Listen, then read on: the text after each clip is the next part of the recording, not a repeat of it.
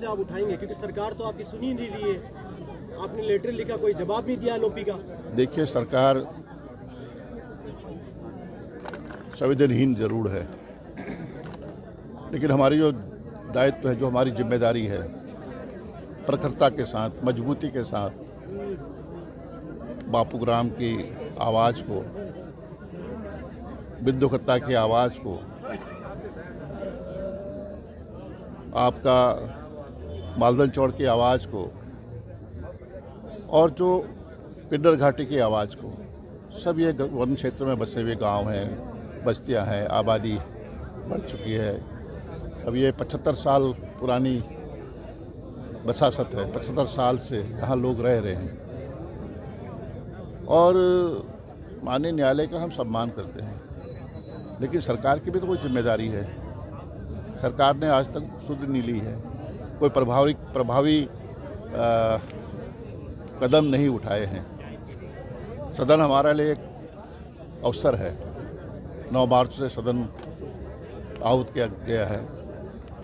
सदन में प्रखरता के साथ बापूराम की आवाज़ को, बग्गा चौवन की आवाज़ को, मालदन चौड़ की आवाज़ को, सुंदरखाल की आवाज़ को, पुछड़ी की आवाज़ को, पिंडर घाटी की आवाज़ को और बागजाला की आवाज़ को, कई ऐसे गांव हैं जहां पर आज डर और भय का वातावरण बना दिया है भारतीय जनता पार्टी सरकार ने। उनके हक छीनने जा रहे हैं, उनके हकूक़ छीने जा रहे हैं। ये हमारी जिम्मेदारी है, नैतिक जिम्मेदारी है। हम विपक्ष में हैं तो निश्चित रूप से प्रखरता के साथ, मजबूती के साथ मैं और हमारे सभी सम्मानित विधायक पूरी तथ्यों के साथ, सबूतों के साथ, प्रमाण के साथ इस मामले को सदन में उठाएंगे और सवाल पूछेंगे सरकार से कि आखिरकार कब तक ये लोग धरना प्रदर्शन करने को मजबूर होंगे, कब तक इनकी सुध दी जाएगी।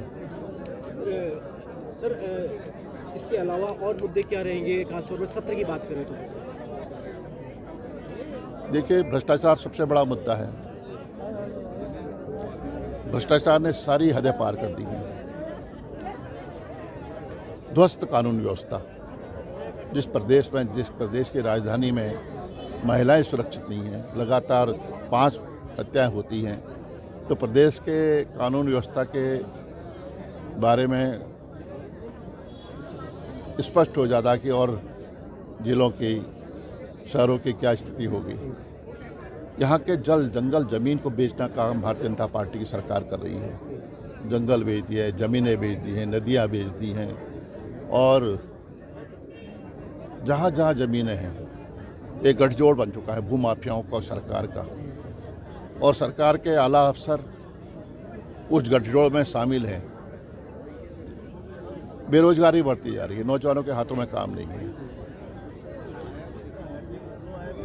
अस्पताल में डॉक्टर नहीं है, सुविधाएं नहीं है, रेफरल सेंटर बन चुके हैं अस्पताल, विद्यालयों में अध्यापक नहीं है, बुनियादी सुविधाएं नहीं है, किसानों का उपज का उचित मूल्य सरकार नहीं दे पा रही है, बिचौलियों के हाथों में सरकार खेल रही है।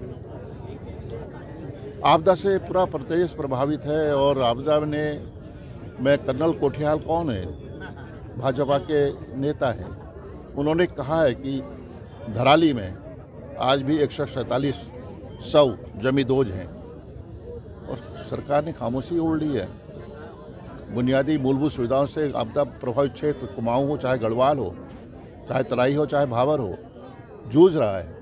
तो तमाम मुद्दे हैं। इन मुद्दों को लेकर निश्चित रूप से हम नियमों के अंतर्गत प्रश्न उठाएंगे और सरकार को जवाब देने के लिए बाध्य करेंगे।